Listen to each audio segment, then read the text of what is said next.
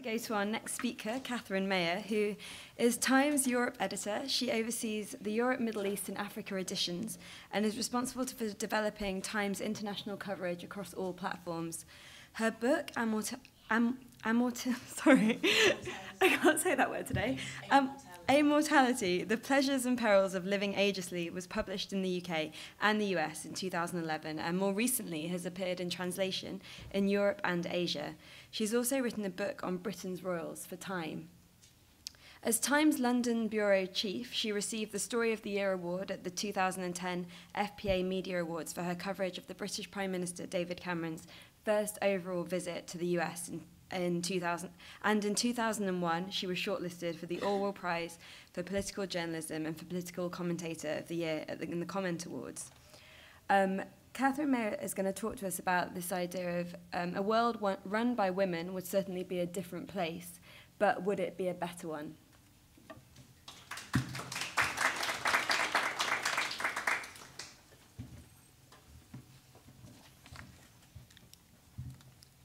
Got to use my reading specs. How boring. I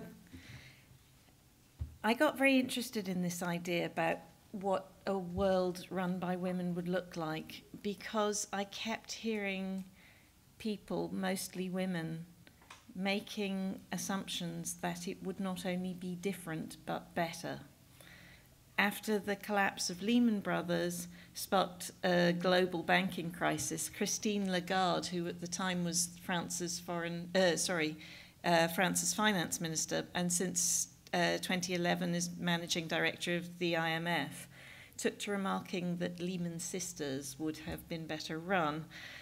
You also get another trope that recently I heard Cameron Diaz say at a UN event, UN Women, it's the body set up to advocate for gender equality. She said a female-run planet would be more peaceful. The idea of difference is something that used to make women quite queasy. In a lot of the efforts of feminism have been towards talking about how we can do things as well as men. But a lot of it was about how we could do the same things the same way that men could do, at least as well as. Now there's a new orthodoxy that's taking hold, and it's the idea of difference, of the female dividend, and the idea that the fast track to fixing the planet is to fast track women. So I decided to start poking at this a bit. We women are widely assumed to be consensus builders, results-driven, risk-aware, bluster-free, pragmatic about achieving our goals.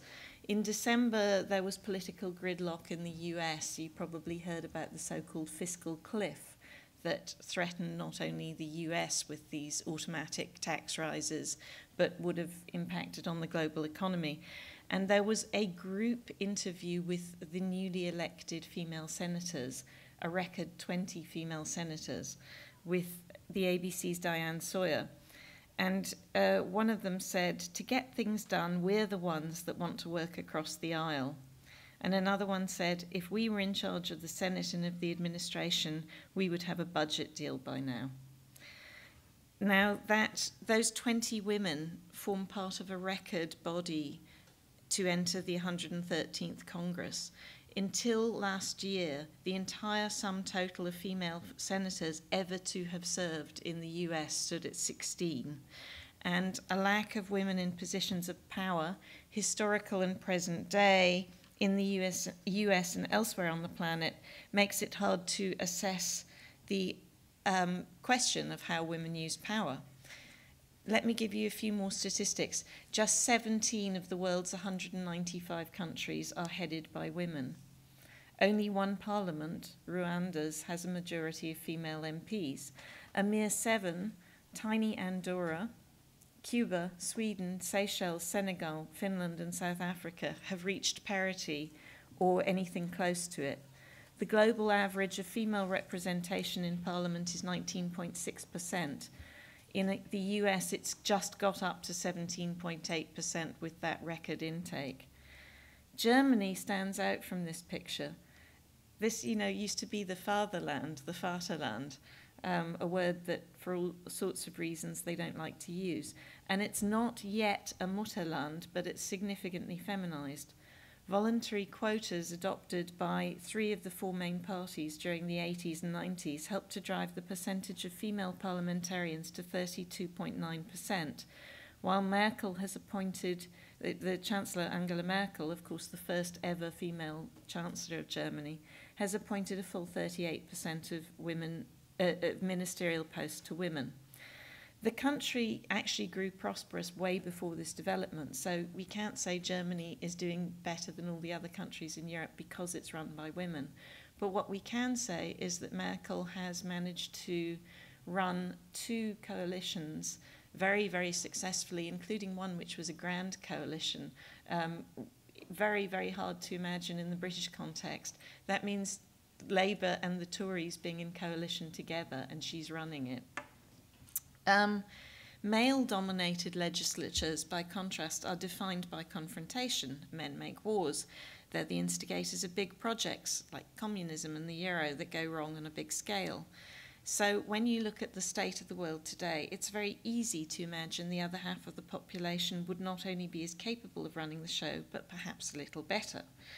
But those tensions, turbulence and detritus and the obstacles to women reaching power are a compelling argument for actually treating this assumption with a bit of rigour, because this might all be wishful thinking for exactly the reasons I've just given you on the statistics. There is no compelling evidence that we would do anything better. We might do it just as badly. And the rate at which we are increasing our presence in legislatures mean that if we wait to see how it works, we may just be waiting forever. So I thought I would take a stab at looking at the evidence that is there and reaching some conclusions. One obvious point to begin with are the examples of women leaders that there have already been or are now, and how they quickly call into question the idea that we do things differently. Let's take the local example, Margaret Thatcher. She's one of the larger gnats disturbing the idyllic vision of a matriarchal nirvana. She, like Indira Gandhi and Golda Meir, could hardly be interpreted as an avatar of peace and consensus. Women who break through into a man's world sometimes do so by learning to outplay men at their game rather than challenging the rules. The Iron Lady turned to steel on the road to 10 Downing Street, tempered by her battles with the male establishment. The current crop of female leaders has women who have had many of the same effects and are doing some of the same things, most notably in Argentina, where a female president is trying to rekindle the Falklands War at this very moment. Even Merkel, although I cited her as an example of a different kind of female leadership, has edged Germany away from its post-war aversion to military adventuring. Among European powers, Germany now has the second largest military deployment outside its borders, and it recently extended its Afghanistan mission as other nations called time on theirs. Nor does her government consistently bear out the notion that women make women-friendly policies. Germany's prosperity is endangered by a persistently low birth rate. Presented with a sharp choice, career or children, German women often opt to work. As a result, the population is aging and shrinking. Merkel's government has pioneered measures to try to slow the trend: paid leave for both mothers and fathers, and the wider provision of preschool childcare facilities. But Merkel has also opposed mandatory boardroom quotas for women and backed the introduction of a benefit designed to encourage mothers to stay at home. High-flying women fearful of being judged weak or unprofessional often buttress the view that to act female or identify with female interests is to be weak and unprofessional. This tendency is at its sharpest around issues of children and family. I'll give you one example. In 2009, Rachida Dati, who was then France's Justice Minister, appeared back at work 5 days after the delivery by cesarean of her daughter. And of course, Marissa Mayer, the CEO of Yahoo, no relation, by the way, last year limited her maternity leave to 2 weeks, declaring, "I won't be the working mom's poster girl." you can understand the defensiveness. Babies are sort of wriggling, squealing indicators that their mothers aren't exclusively career-focused, because babies remain the biggest single barrier to getting ahead. Parenting is rarely shared equally, and the supports are rarely in place to compensate. Study after study shows mothers falling behind their male counterparts, taking part-time work or surrendering responsibilities. Women, and obviously women who try and achieve a work-life balance within senior positions, find themselves under uncomfortable scrutiny. Some female politicians believe it is possible to create an environment in which motherhood shouldn't even raise such questions. But for every one of those, there's a female politician who resists being shuttled into the perceived backwater of women's issues and shies away from identity politics. A 1977 essay by a Harvard Business School professor, Rosabeth Moss Kanter, neatly explained the female impulse to fit in rather than bang on. Kanter observed that tokens, members of minority groups and organisations, fall prey to stereotyping and pressure to assimilate. Tokens are more likely to try and fit in with the existing culture than to change it. In other words, it will take a critical mass of women before any difference makes any difference. Germany, therefore, is an interesting place to look at this. As in the rest of the world, big business is trailing politics in moving towards that threshold. Only 3.2% of executives at Germany's largest 200 companies are female. That's below the global average, and the global average only stands at 10%. However, in the Mittelstand, the small family-run businesses that are the backbone of the German economy, nearly a third are now run by women because they're passed on, and they are the parts of the German economy that are doing really well. And there's also evidence from studies of larger corporations on all continents, well, apart from all continents that have businesses, shall we say, that demonstrate a link between women on boards and robust performance. That's percolating through to many of the boardrooms, sparking debates about how to recruit more women and encouraging a flurry of commissioning of more and larger studies.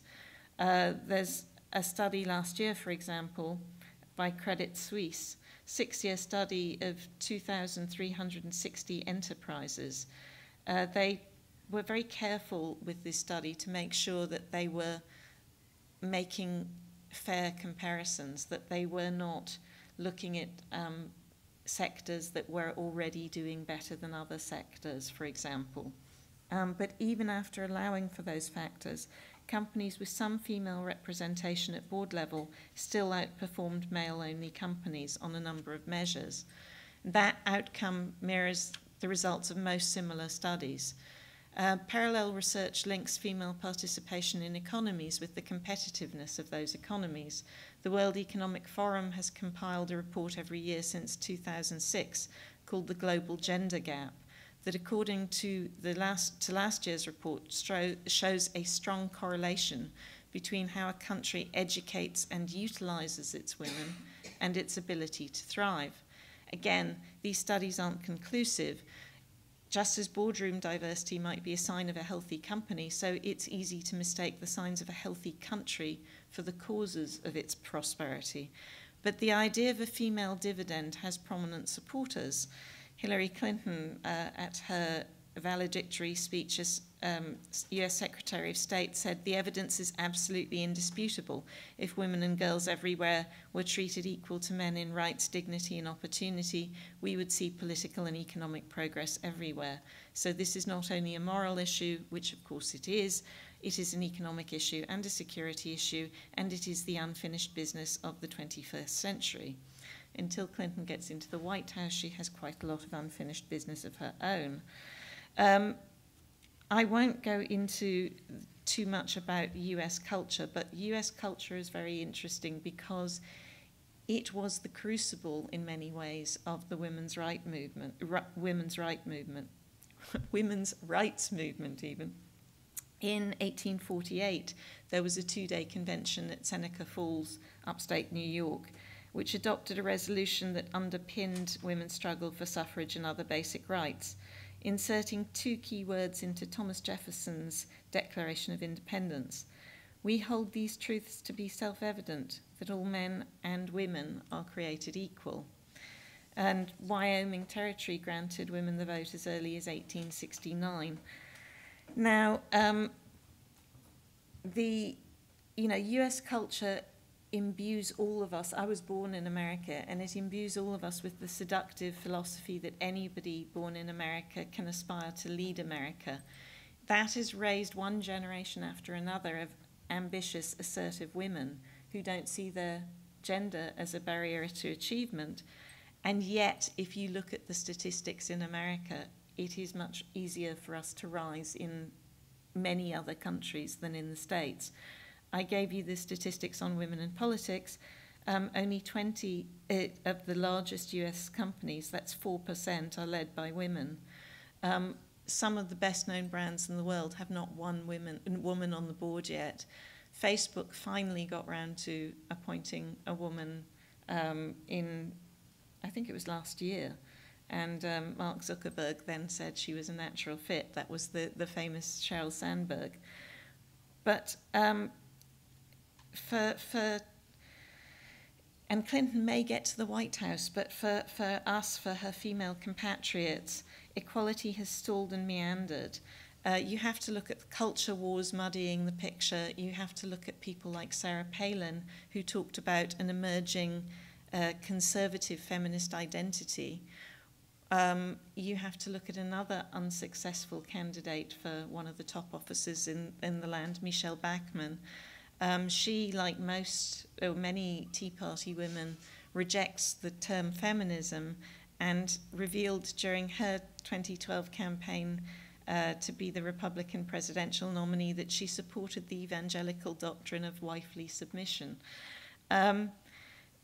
But they are also both working mothers, and they're both successful women. And the way in which they were attacked by liberal women was interesting. It showed you how fractured America is, and it showed you how many and bewildering the array of templates for female leadership actually are.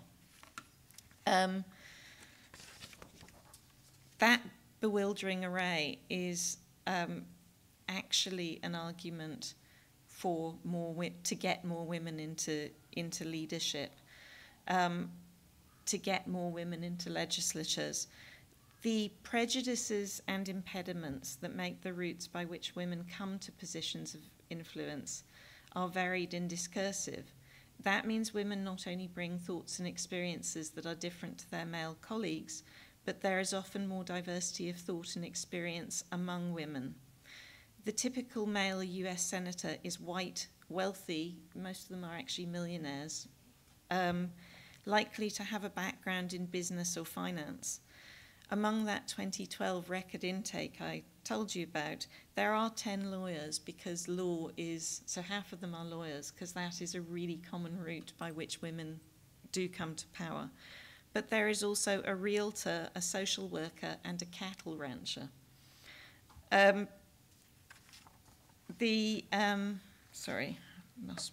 trying to boil down an awful lot very quickly. If fixing the world were purely a numbers game, South Africa, which has 45% of seats in the National Assembly held by women, would be a paradise. The publicity around the Pistorius case highlighted many of the ways in which South Africa is not a paradise. Violence against women is endemic there, but they have an incredibly good legal framework that should guarantee equality. However, take a look at a country, another African country, to see what getting women into legislatures can do. Rwanda, as I mentioned, the only country in the world with a majority of women leaders. The laws planted by Rwanda's women-led parliament have now taken root in deeper social transformation, to the extent that one leading politician there, a woman, told me that she believes quotas may no longer be necessary, and she believes this social change is irrevocable. And I want to read you what she said because I found it very moving.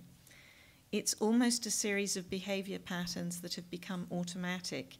It's almost like living in a city where there is no theft and robbery, and so you leave the door open. Every now and then you might get robbed, but overall it's safe to leave your door open. Now remember, this is a country that in 1994 saw men and women killing each other in a genocidal frenzy. In every convulsive moment of history, and that includes the darkest, most horrible moments of history, there's a silver lining for women. Great wars are followed by great leaps forward in emancipation. The dynamism of the American frontier kindled a pioneer spirit that still flames. The anti-apartheid struggle also became a struggle for women's liberation, and we've seen more recently what happened to the Middle East to women during the Arab Spring, but we've also seen what's happened after the Arab Spring. You see that after every leap forward, there is a pushback. So depending on your perspective, it's amazing how far women have come or how far we still have to travel. There is, as you may have gathered from my long ramble, and as I pointed out, no conclusive evidence about how women would run the world and whether we would do it better, but there is conclusive evidence for diversity, for the benefits of diversity. There's even sustenance for the idea that women may not have steered Lehman's and other institutions into crisis. John Coates, a Wall Street trader turned Cambridge University neuroscience, wrote a book called The Hour Between the Wolf and the Dog, and he noticed and talked about the endocrine differences, the hormonal differences between men and women. And he said it adds up to the following: when it comes to making and losing money, women may be less hormonally reactive than men. Their greater numbers among risk takers in the financial world could therefore help dampen the volatility. There is no one answer to this question, but something is clear about diversity and getting women into power. If we had at least an equal say in running the world, it really would be a better place. Thank you.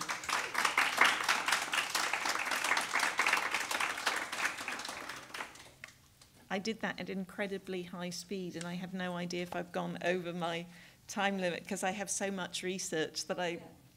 but if anybody has any questions, but we've got an extra half an hour for this session, so if anyone does have questions, then... Yeah. Do you have a view on forming shortlists for... I do. I mean, part of what I was trying to skip over there is that I looked at the impact of quotas, and it's really interesting the way quotas do work and don't work. China is a fantastic example because China, Mao said women hold up half the sky, and China introduced quotas at local level early on, and at the absolute height of Maoism and his aspiration for it to be an equal country, that you got 7-point-something% of women in the Communist Central Committee. But now that there have been market reforms introduced, now that China's westernizing, it's gone down to 4.6. That's not, by the way, an argument for communism, but it also shows you that quotas, if people don't mean them seriously, don't really work.